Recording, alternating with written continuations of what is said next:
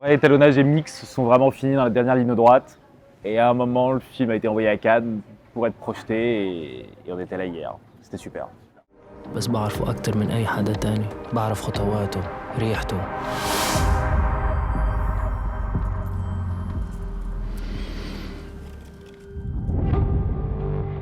Tu dois continuer.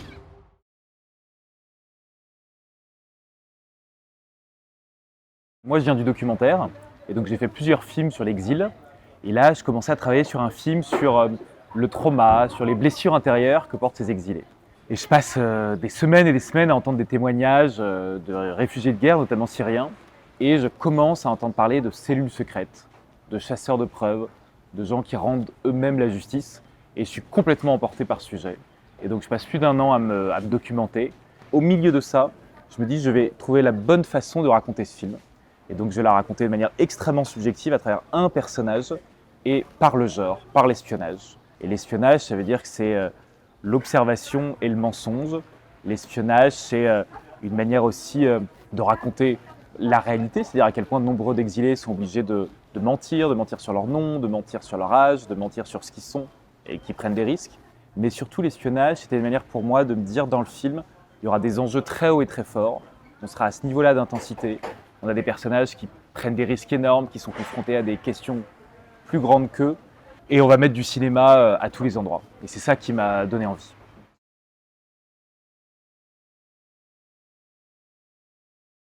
En fait, c'est un des points de départ de la mise en scène, de me dire, je vais créer des choses intenses, tendues, haletantes, à partir de tout petits éléments du quotidien.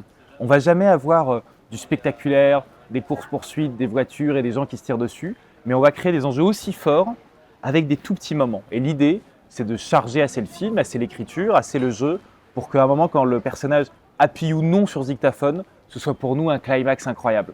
Quand les deux personnages se retrouvent assis à une table et qui discutent tranquillement du passé, on soit complètement bouleversé et qu'on trempe sur notre fauteuil. L'idée, c'était de trouver par la mise en scène les moyens de pouvoir charger assez le spectateur pour vivre ces moments comme des moments complètement fous et spectaculaires.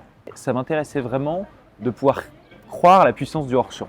Ça demande aux spectateurs de faire un petit effort vers nous, mais par exemple sur la question des images de la torture, qu'on a tous un peu déjà vues, qui ne m'intéressaient pas tant que ça, moi, à filmer, ça m'intéressait de pouvoir les déclencher chez le spectateur, par des sons, par des témoignages, et qu'en fait chaque spectateur se crée sa propre image de l'horreur, de la torture, de la prison, mais que j'avais pas besoin moi d'en ramener une image un peu archétype pour dire bah voilà c'est à peu près ça qui s'est passé.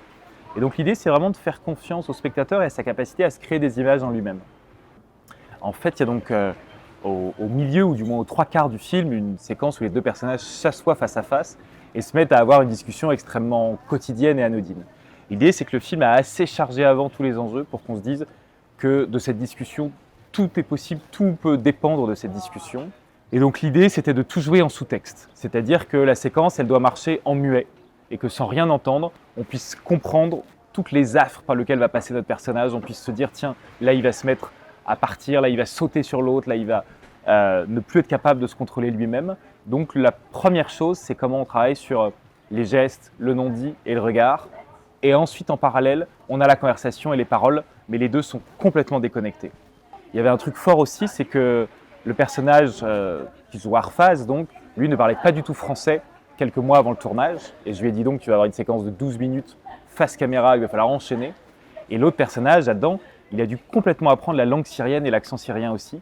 Donc ces deux personnages dans cette séquence hyper bavarde, qui n'a aucun temps mort, on a deux personnages qui parlent dans une langue qu'ils ne maîtrisent absolument pas. Et ça, c'était vraiment un grand tour de force pour eux.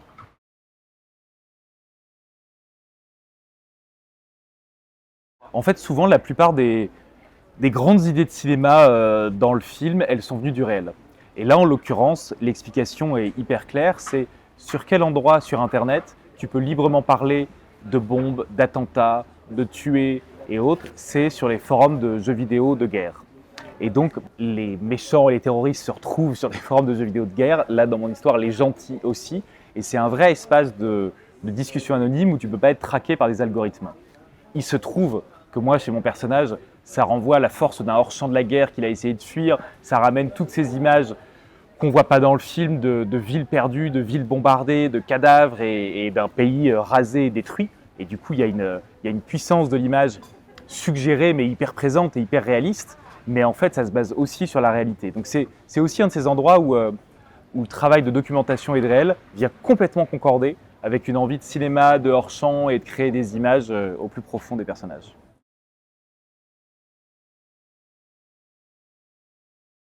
L'un des grands enjeux du film, c'était de se dire le théâtre des opérations du scénario va se passer dans la tête du personnage. On est au cœur de ses pensées, on reçoit les sons, sa perception du monde, son obsession, son regard sur les choses et tout ça. En fait, c'était même un des moteurs de l'écriture. C'est-à-dire que je m'étais tellement documenté qu'à un moment, je me dis, il va falloir oublier tout ça et raconter uniquement sur un prisme qui va être la perception du monde de notre personnage. Et ça vient du réel. Il a passé 2 ans dans une prison où il était complètement dans le noir. Et du coup, il a développé l'ouïe, t'entends les pas du bourreau qui arrivent, il a développé l'odorat, bien sûr. Et donc, je me suis dit, on va retranscrire le film sous ce prisme-là. Et donc, le film est devenu une quête sensorielle, notamment par l'idée qu'ils n'ont pas vu le visage de leur bourreau, et que donc, pour le trouver, ils vont devoir utiliser tous leurs sens. Et je voulais immerger le spectateur dans cette quête des sens. Donc, il fallait trouver comment cinématographiquement raconter. Alors, l'ouïe, ça marche bien, mais raconter l'odorat, et faire ressentir le toucher. Après, moi, je m'appuie beaucoup sur un travail de sound design qui recoupe tout le film, globalement, qui a été retravaillé et repensé dans son ensemble. Et on est constamment donc, dans la tête, c'est-à-dire dans l'écoute singulière du personnage. Et donc, les sons sont amplifiés, distordus, enlevés. Il y a un rapport à la réalité qui est extrêmement biaisé dans le film.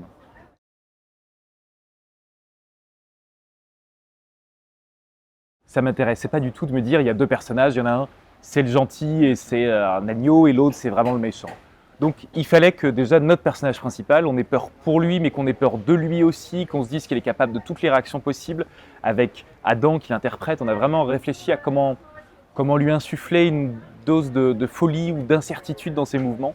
Parce que moi, en tant que spectateur, il n'y a rien qui m'intéresse plus que de me dire, tiens, je ne sais pas comment peut réagir ce personnage. Là, il se passe quelque chose. Là, je suis prêt à voir la scène d'après. La grande trajectoire du film, c'est qu'on filme le doute d'Hamid. C'est un film sur le doute. Et Hamid est continuellement confronté à des grands choix. Des choix qui sont intimes pour lui et des choix qui vont modifier et toucher la grande histoire. Et à un moment, ces choix s'incarnent aussi par les 2 figures féminines.